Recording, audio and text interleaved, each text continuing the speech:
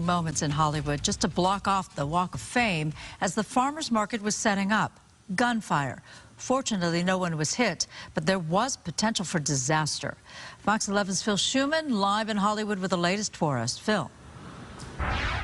Well, the gunfire broke out about 7:30 this morning. Fortunately, the gunman didn't hit anyone. You can see he did do some serious damage to this vehicle behind me. LAPD SWAT took him into custody some hours later. As you mentioned, Susan, doesn't take much imagination to realize this could have been much worse. Hollywood, Sunday morning, the aftermath of a frightening, dangerous scene.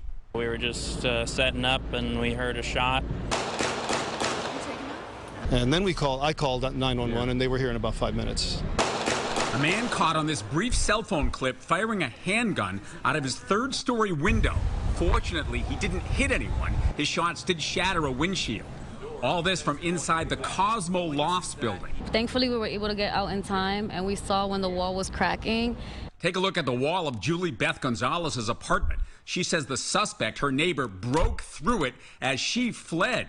And it wasn't the first time he's been a threat. He would walk around with like a gun in his hand in the hallways, knocking on people's doors, threatening them, walking around with machetes and hatchets. Apparently, the LAPD actually came to this location after a 3 a.m. report of shots fired, but left without taking action. Then he started ranting again, throwing out his whole apartment, and then shots rang out, and then they came again and blocked off the street again.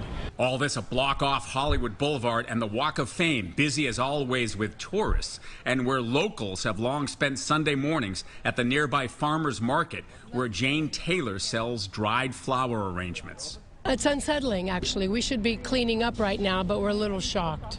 But thankfully, no one was hurt.